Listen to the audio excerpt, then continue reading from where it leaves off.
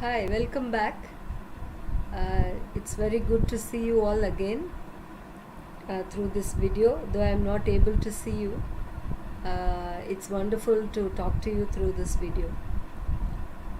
I hope you had watched all the three casework classes and you all understood it.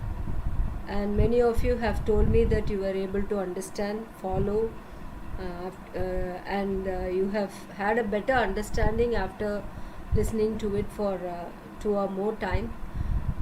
I'm very happy about your feedback and thank you for your personal feedback. Though you have not placed it in the group, you have told me by calling me and also through personal messages. So your appreciation means a lot to me, and that gives me the idea to do more videos. So thank you once again.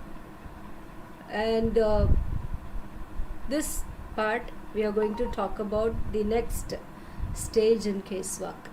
Now that you have understood the basic of casework, the principles of casework, and I have explained to you about the form you have started using in your prisons, the casework form. Now we'll be moving to the stages, the process involved in casework, before which we will be seeing a few theories based on which casework process will take place. Okay, and the process goes like this: a study phase, diagnosis phase, and a treatment phase. I always, as I mentioned to you in the class, it is like a doctor-patient relationship. When you go to a doctor, he studies you completely and then diagnoses and then gives you treatment. He doesn't hurry to give treatment without listening to you. The study phase is very, very important, for which I have given you the form, right? So you will be doing a detailed study. I have explained why this detailed study is very important. So you do a detailed study. Okay, there are certain problems which needs immediate attention, whereas there are certain problems which needs a deeper study. Okay, so we can, problems that need urgent, action. We can, you can classify the problems actually.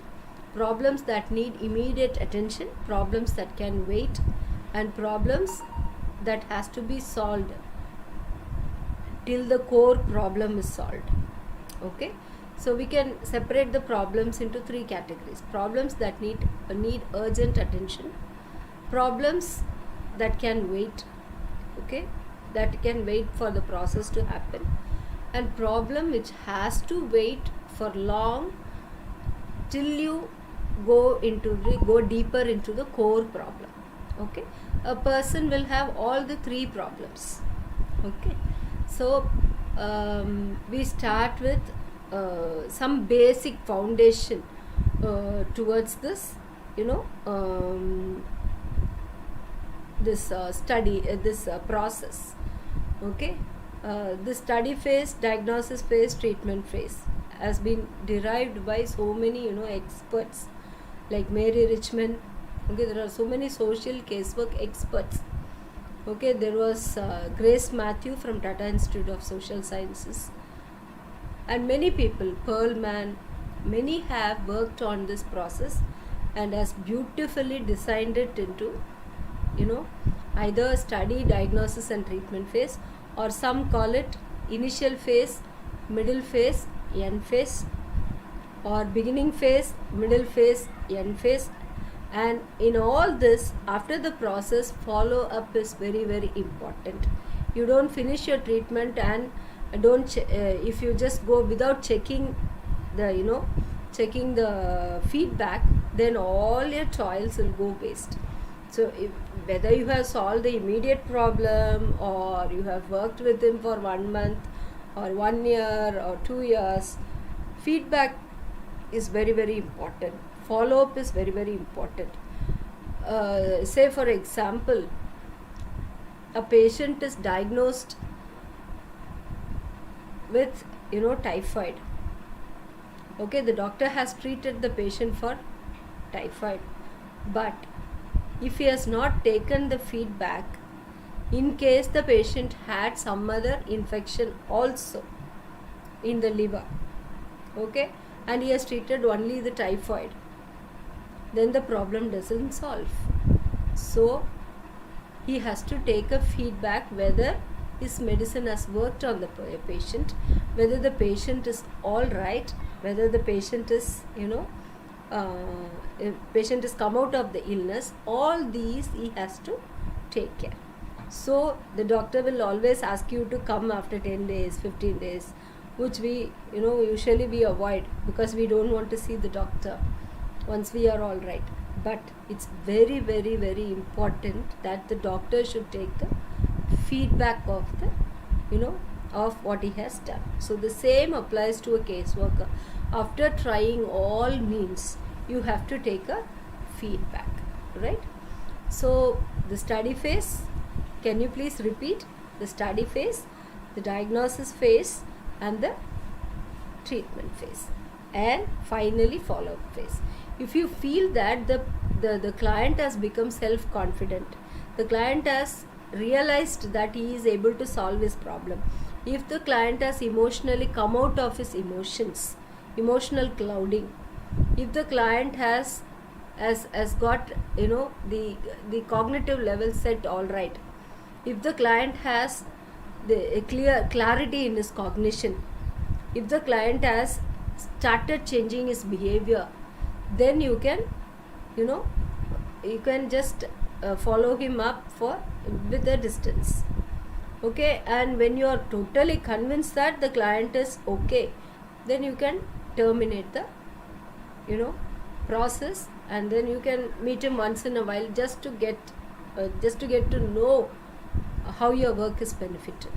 Okay, so the three things you have to always remember: feeling, thinking, action or behavior.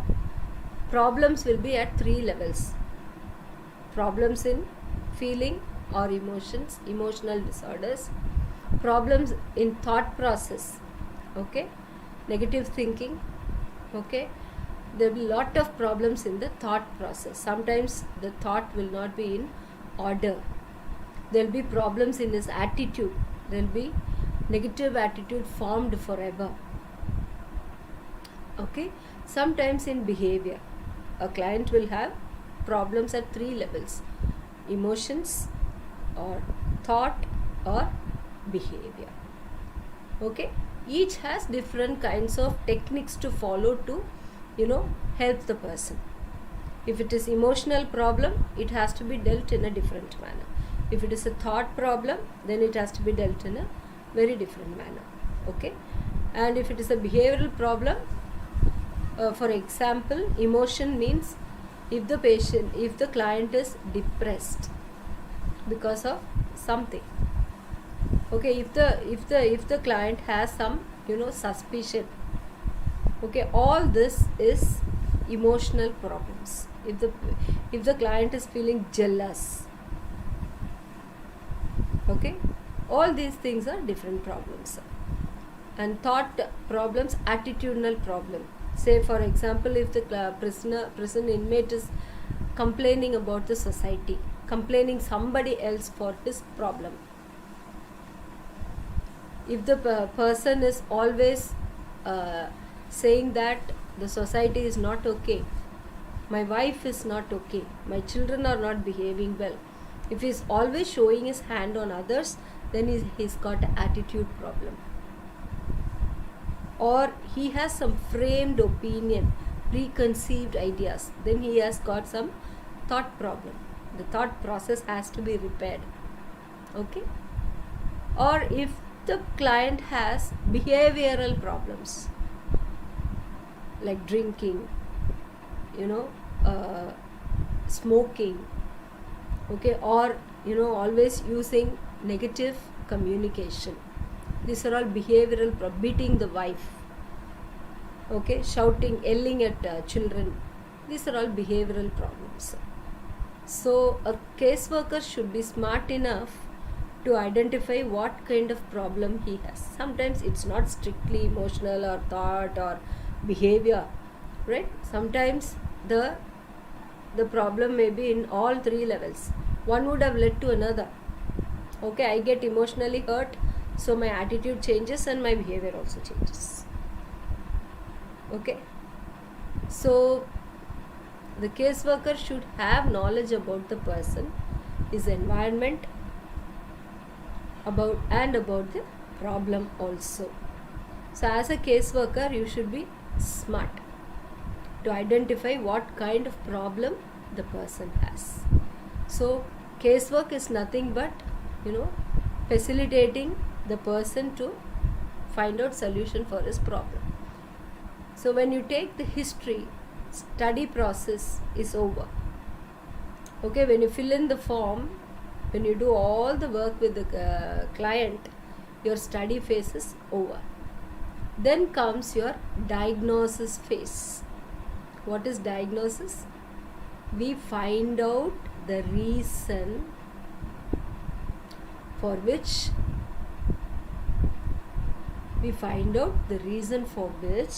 the person has committed something. What is diagnosis in a medical term? Your doctor will say why the person has got the fever. He will say this virus has caused this fever. This is a bacterial infection. This is not ordinary, infection. This is a bacterial infection. So that solid, conclusion you have to bring out through diagnosis. So keeping all the facts, whatever you have collected, you will come out with a analysis, diagnosis, why this person has got a problem. If the person always says, my wife is a problem, my children are a problem, the government is a problem, the society is a problem, then you will understand the personality of the person has got a problem. Okay? And if he says, I'm always getting upset, I'm always feeling hopeless, then he has some emotional problem. Okay? He says, I'm not able to stop drinking. He says, I'm not able to stop smoking. Then he's got behavioral problems. After analyzing everything, then if he says that I'm not able to stop smoking, then you will start taking history about his smoking. When he started, why he is struggling like this. Okay? And what pleasure he gets out of smoking. All this we will study in detail, and then we will try to explain him, and we'll try to help him how to come out of it. Okay, it's a professional help. It cannot be done in a single day. It is a professional help. It needs lot of planning, assessment, and then it also needs the help of a professional. Okay, it doesn't happen in a single day. It definitely needs the help of a professional, especially when you're dealing with emotional problems, attitudinal problems, the behavioral problems. If you are trying to help him, then definitely you should involve a counselor or a psychiatrist or a psychiatric social worker. Then what is your role as a prison officer? You keep talking to him and follow up the instructions given by the professionals. You sit with the psychiatrist, sit with the counselor, and get to know what is happening, and then try to help him to follow the instructions. Till study phase you can do. Okay, diagnosis with the help of a professional you can sit and do. Of course you can do. You can sit with a counselor, welfare officer, or social worker who is a qualified social worker, or a psychologist or a psychiatrist. You can sit and discuss the case, and with their help you can plan some intervention. In the next part I will be talking to you about how to use certain therapies and what are the psychological benefits of those therapies to the inmates, which will help in rehabilitation and resocialization of the person. Why prisons use certain therapies? Why prisons introduce vocational training? Vocation. All these in detail. What are the psychological benefits? I'll be talking to you about that in the next part. Right? And now some theoretical background. So the diagnosis is made. You come to a conclusion, or rather a 99% guess, because we cannot conclude. Guess that the person has number 1, 2, 3, 4, 5, 6 problems. Apart from the problems he has mentioned, you will be identifying as a professional number 1, 2, 3, 4, 5. What he has told will be totally different from what you are analyzing. If you do the case seriously, if you talk to him, you will find out that totally it will be different. Okay, or sometimes what he expresses will not go well with his personality characteristics. So that is what we call as diagnosis. So now that you have made a study, you have diagnosed the case, now you have to move to intervention, that is treatment. You cannot give the same treatment technique to all of them. Why? It is not possible, because my problem is different from your problem. Okay, my background is different from your background. 3 things you should always remember: the person, the total person, that is personality, the problem, the place. 3 things: the person, his problem, the place. Place means his environment. These 3 things are very important in casework. Okay, 3 P's. Always remember: person, problem, his place, environment. Okay, so you should know what kind of person he is, what personality he is. Okay, probably if I'll do a video on different personality characteristics and their which will be useful for you to analyze the kind of personality he is. Person, problem, and the environment from which he is coming. Same problem will be different for 2 different people. I come from a slum. Same problem is different for me. Okay, if I come from a rich background, then the same problem is different to me. Okay, do you understand? Yes. Okay, so based on diagnosis, we move to treatment. Treatment is individualized treatment. I cannot use the same technique to all the prison inmates. Art therapy, come, all 20 of you come and sit in art class. Some 30 of you go to writing class. Some 40 of you go to this class. No, that doesn't work. We are not doing it. Sit and talk to the person, find out his interest, or create an interest for the person to learn that skill. Okay, convince him. After that, you can put him in such classes. So the treatment method has to be very unique. You cannot use anything and everything, right? So that is why we talk about motivation analysis. While allotting vocational training, we talk about motivational analysis. First of all, we have to find out, okay, what is his background, whether he is capable of doing the skill you are allotting him, whether he is interested in that. If he is not interested, whether you have given him counseling to develop interest. Otherwise, you cannot expect productivity from that person. And also you cannot expect some psychological changes in that person. If he is continuing a profession which is continuing a job or a vocation which is not interested, then you cannot expect any changes. Okay, all right. let's move on to the treatment part. Treatment is individually planned. Number 1, 2, 3, 4. These are the problems expressed by the person. These are the problems I identified. These are the treatment techniques that will help the person.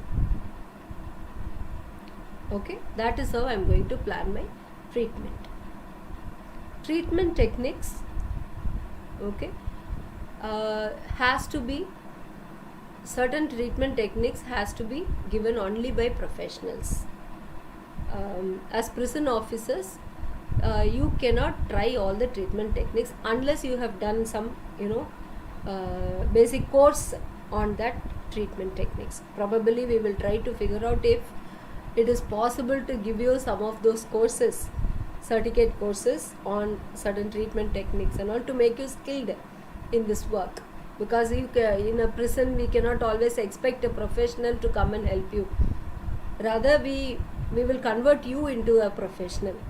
So in future we will try to design some courses on these skills, treatment techniques, therapies, all these things. If you do such courses and if you practice, it needs several hours of practice. So if you do and practice, then you will be you'll be fit to do that. So that is future plan.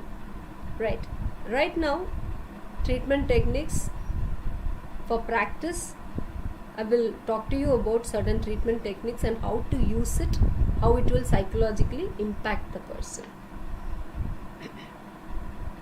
how he will try to survive out of the treatment technique you are giving him, the therapies you are planning for it. So study phase you're doing using the form, diagnosis, keeping the form, you will be working on it, and treatment phase, you will come to treatment phase and finish planning your treatment, then implementation of treatment. Okay. Mere acceptance and talking to the person will be a treatment technique. For example, just accept the person, talk to the person. Once he talks to you, once he ventilates to you, that itself bring a relief in the person. He will say that now that I got a trust, I got a confidence that I can manage my problems. So I feel, sir, I'm all right. This feedback you'll be getting. Okay, there are a lot of the techniques without our knowledge, without the technical term we'll be using in prisons. Now I want to give you technical terms for that and give you certain guidelines as how to use it. That's all. Okay, prison officers are the best therapists. So far we have seen many prison officers as successful even without learning casework. So these are the study phase, diagnosis phase, treatment phase. After treatment, after you administer certain techniques which a lay person can also use, then you go for feedback, follow up. Just find out if the person has benefited from the sessions, has made any decisions from what you have for what you have worked with him, whether he is convinced about the sessions. And you personally can evaluate your session and just try to find out if the objectives of the session is matched, is achieved. For this person, I had a goal that I should help him to reduce his alcohol abuse. At the end of say 10 or 12 sessions or 5 or 6 sessions, whether he has psychologically, mentally decided to give up alcohol. It's not that just he confesses that he will never take alcohol. You have to find out if he has psychologically prepared himself to give up alcohol. That you can easily find out. It's very easy to find out if the person has psychologically decided to give up alcohol. Such kind of follow-up feedback you have to take. Right? So after taking, once you are convinced, you can wave goodbye to that person and move to next person. Okay, that is how we do. We take a person, it's the process of intake, working with the client, follow up, terminate, and once in a while you follow up and find out whether the person is helped, whether the person sustains the decision he has taken while in prison. Okay, so this is a wonderful process through which you will get lot of inputs. The basis for doing this is certain theories we have to do this casework. Okay, the approaches we use in casework is behavior modification, psychosocial approach. All these are terminologically you will be wondering what is this, but it is a very, very, very easy approach.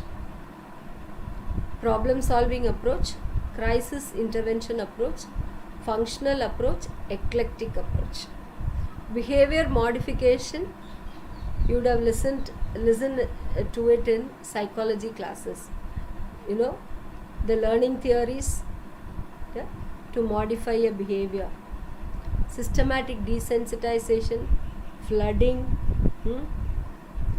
all these techniques, many more techniques. I'll be talking to you in detail about these techniques in my next video. But the approaches we are using is behavior modification from learning theories. Ivan Pavlov's experiment, you remember? Yes. So all these we will be including, we are including this into casework. Psychosocial approach. What is psychosocial approach? Yes, you are right. The id, ego, superego, the Freudian approach, which was accepted by many people as to be used in casework, because the id, ego, superego, the psychoanalysis is a very, very good medium to work with the clients. The id, ego, superego, which helps them to control their emotions, to help them to learn how to tame their emotions. Psychosocial approach. The problem solving approach is another approach we use. Okay, we go straight into the problem, start solving the problem. And the crisis intervention, like the COVID-19 crisis. Here we don't go deeper into their problem. This is a new kind of approach.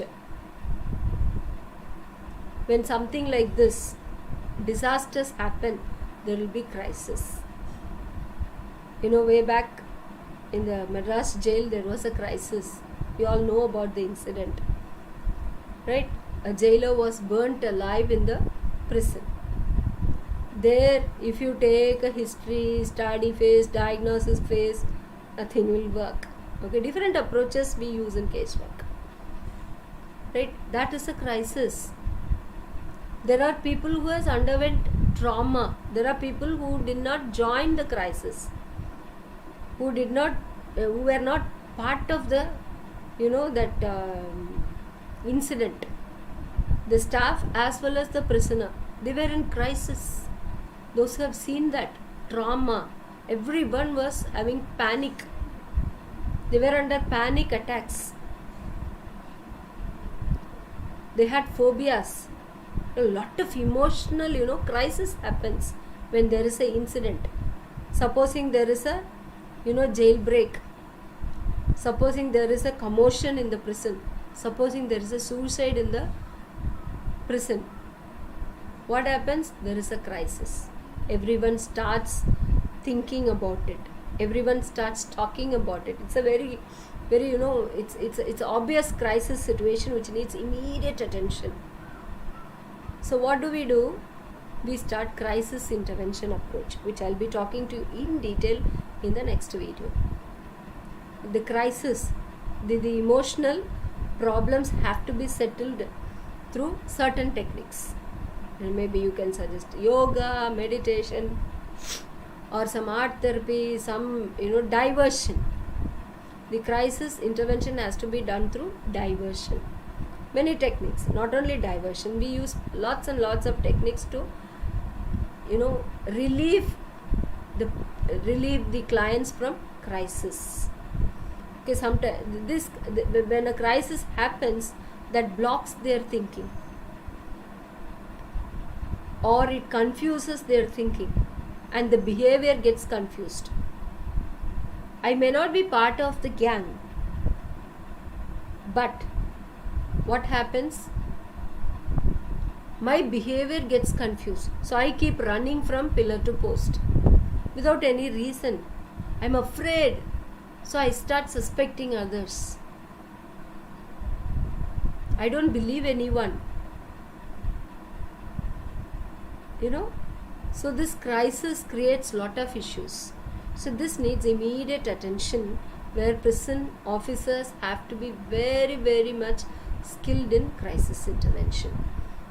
This needs a very positive approach as well as a skilled and tactful approach.